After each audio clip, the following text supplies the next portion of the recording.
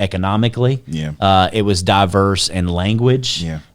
Culturally, there was a lot of layers of diversity, even in the early church. Right. And so it's not a kind of a novel new idea. Right. Like some would kind of misrepresent it to be. So. Right. I think sometimes too, like people will throw out those type of excuses about, oh, that's just a trendy thing. That's just a fad. Yeah. And I really think it's just an excuse to not put in the work. Ladies and gentlemen, welcome to the MultiEthnic Gospel Approach podcast, where we cover all things multi-ethnic. It's the MultiEthnic, the Mega Podcast. It's the MultiEthnic, Mega Podcast. Hey, what's up, guys? My name is Marcel. I am the worship pastor at Church Midtown. I'm also the student pastor there. I happen to be a producer and creator and all that good stuff. And so, this is the Mega Podcast. And we're going to talk about a lot of different things, to include creative approaches to multi-ethnic ministry, as well as some other great topics. And beside me, I got my man, the man, Sir Gaston. If you can introduce yourself, tell the people who you are. Absolutely. I'm Micah Gaston. I'm the campus pastor with Marcel at Church Midtown. So I am not a lot of those things. I did have a visual art major, so I do some visual art back in the day. But we're kind of doing this multi-ethnic thing. God's called us to at Midtown. And so been together as a team now for a year and a half, a little over a year and a half. A little over a year and a half. Yeah. And then I've been the campus pastor there for 5 years in April. So but yeah, we're just learning this process. We're glad to have y'all along for the ride. Hopefully it's going to be beneficial and fun at the same time. So. Yes, sir. Glad to be there. That's for sure. Sweet, man. So we got some stuff coming up, and just kind of wanted to talk about this topic, man. Is the multi-ethnic church a new idea? Pastor Micah, what you got to say about that? Yeah, so I think sometimes when you talk to people about the multi-ethnic church, it's almost like, yeah, that's a fad. I mean, it's like, oh yeah, people want to plant, urban, multi-ethnic. That's like the new trend in church planting. Yeah. And although I do think that it definitely is trending, I don't think when you look at the New Testament that it is trendy. In other words, I don't think it's something that that is an idea that's new, first of all. And really, I think you see it very deeply rooted in even the foundations of the early church. And so I think we can see several examples of that. And so you see it just very early on in the church movement. And so you start with the church. The epicenter is Jerusalem. So Acts 3, 17 different people around the crucifixion of Jesus hear the gospel, respond. Yeah. 17 different people groups. Yeah. But persecution arises, and by the time you get to with the stoning of Stephen and other events, you get to Acts chapter 13, and by the time you get there, in Acts chapter 13, it lays out the elders of this church at Antioch, which becomes the new center of the early church movement, and it names the elders there, and you have a diverse grouping of people, even ethnicity is diverse when it names them there. Culturally and geographically, there's diversity there. Come on. And so the early church movement was a diverse movement, and I don't just mean diverse ethnically, right. Racially, but it was diverse, economically. Yeah. It was diverse in language. Yeah. Culturally, there was a lot of layers of diversity, even in the early church. Right. And so it's not a kind of a novel new idea. Right. Like some would kind of misrepresent it to be. So. Right. I think sometimes too, like people will throw out those type of excuses. About, oh, that's just a trendy thing. That's just a fad. Yeah. And I really think it's just an excuse to not put in the work, right? Sure. Because I think that we're in a generation and in a time where, organic is like a buzzword. Yeah. Like, we want everything to be super organic, but that means that you're not putting any work into it.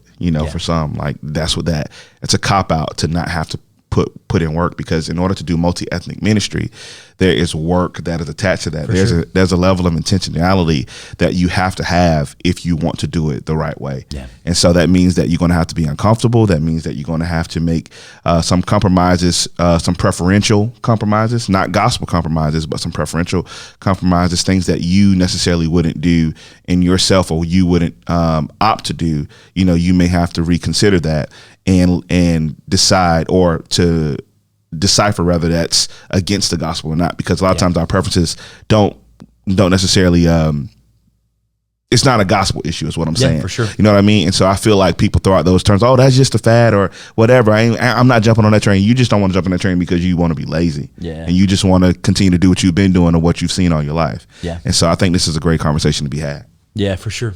And I think people often, for the sake of, we mistake the difference between theologically, like you said, it's not a gospel issue, between the theological roots that we cannot walk away from as a church, and cultural preferences of how we do church, and we mistake those for things that we like a line we can't cross, just because we've been doing church this way for so long, and it makes sense to those that are already coming, right?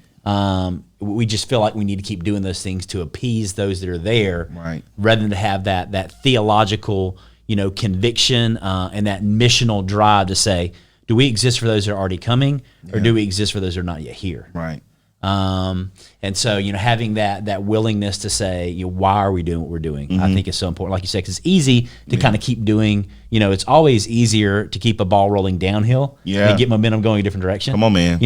And so particularly if you're stepping into, multi-ethnic, multi-class ministry, which I think is another layer we can dive into, for sure. if you want to go that direction for a minute. For sure. So when you look at the New Testament, not only do you have the new epicenter for the church by Antioch, is in a multi-ethnic leadership team. Yeah. You also have, if you look to the church at Philippi, and so you had the first, few converts there, and there's diversity in even, in that how that church is planted. Yeah. And so if you look at the first few believers there in Philippi, you have the Philippian jailer. So if you remember this story, there's Paul and Silas, and they're there in jail. They're having a worship session. I'm sure probably you said that from stage a time or two, you know right? What I'm saying? Probably, turn a prison into a praise room or something like that. I have no idea what you're talking about. So the moment there, right? They're praising Jesus, even though they're incarcerated, for preaching the gospel.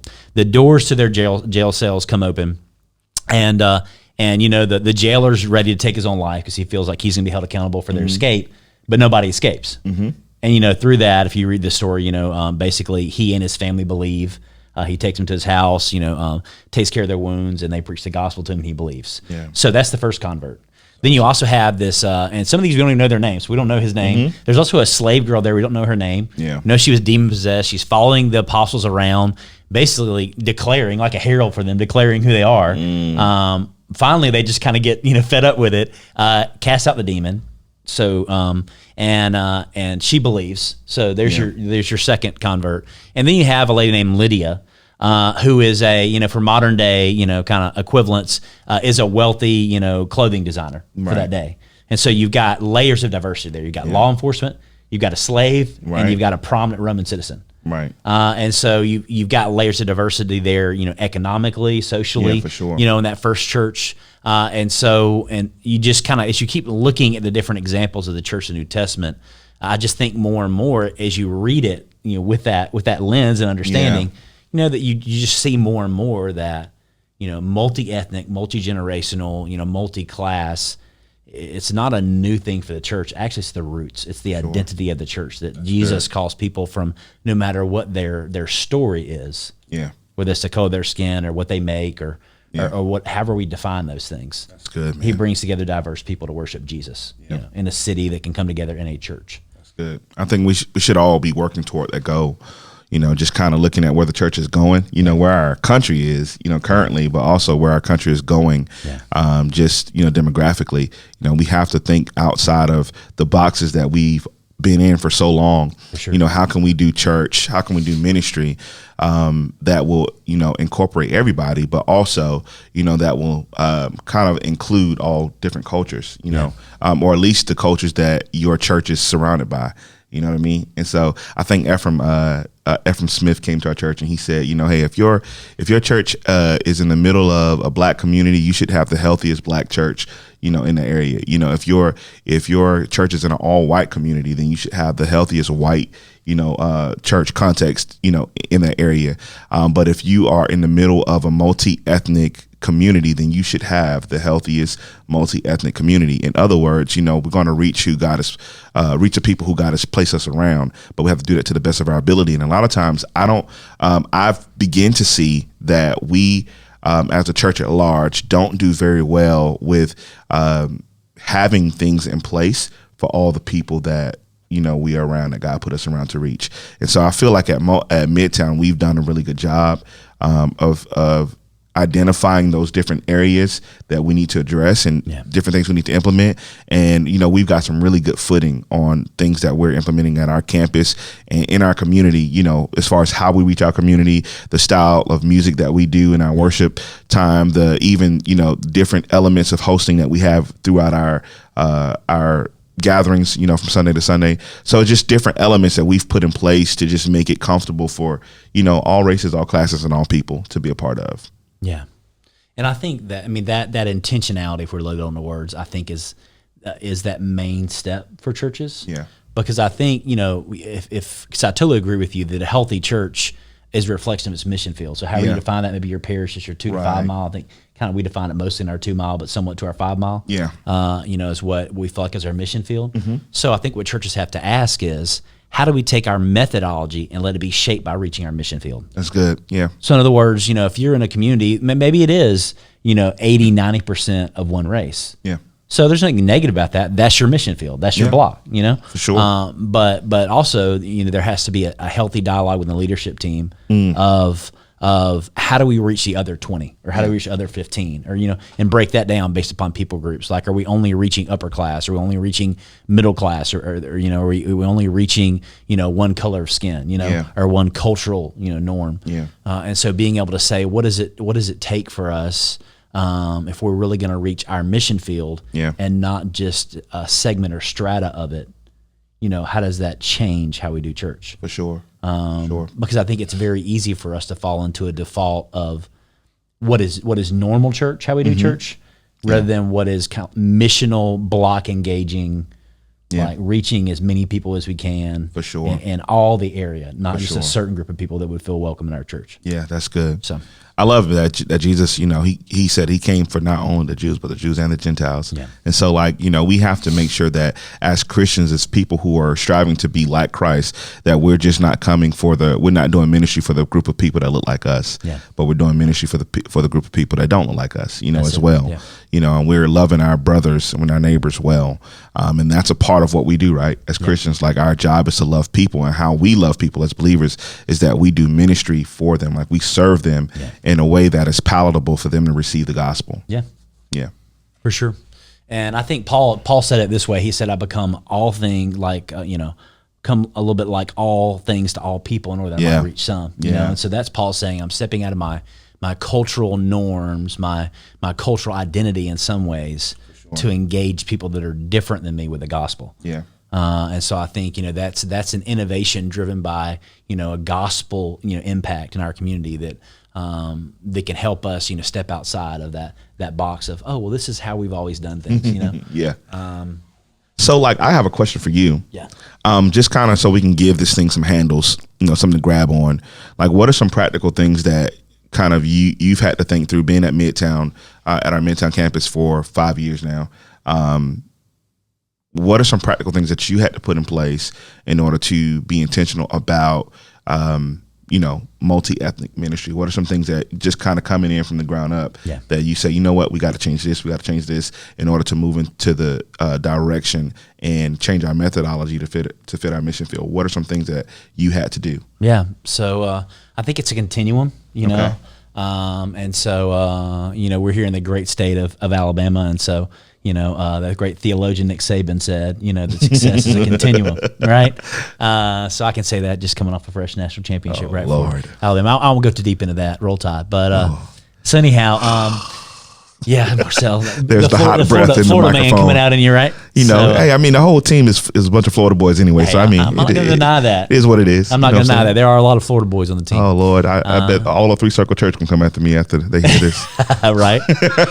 So I think I say it's a continuum. So I think we're always learning and asking what's next. But I think some things that have been huge for us, was a few things. We'll go and have some opportunities later to dive more into these, really unpack the nuts and bolts of these. Yeah.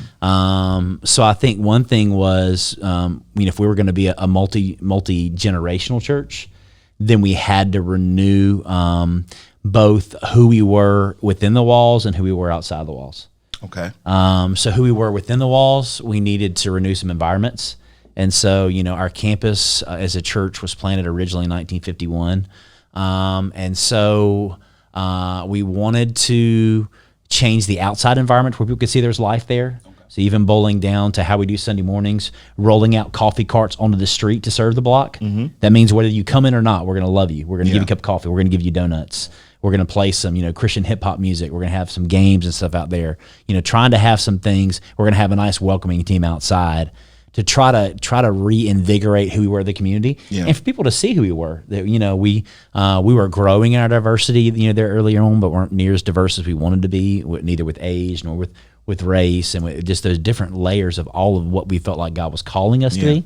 But I feel like taking our welcome strategy from in the building to on the block was big. For people just seeing who we were, even down to the signs hanging on the side of the building, all classes, all races, all people, a place to call home. That's good. Here, for when people pass by on that main thoroughfare, for them to see that, even with aging, older buildings that have kind of a 70s vibe, for them to see there's like a new thing going on here. That's good. And missional engagement was a big part of that too, changing who we were in the block. And so down to Ransom Cafe, doing a food service once a week. It's a donation only, so it serves people in the context of their dignity. Sure. To where they're able to bring something to the relational table, whether it's an act of kindness or a small donation, but we're able to meet people in our community. And it's a non Bible study or worship environment just to be relationally focused. Yeah. So the meal's part of it, and it means something to families that need a hot meal.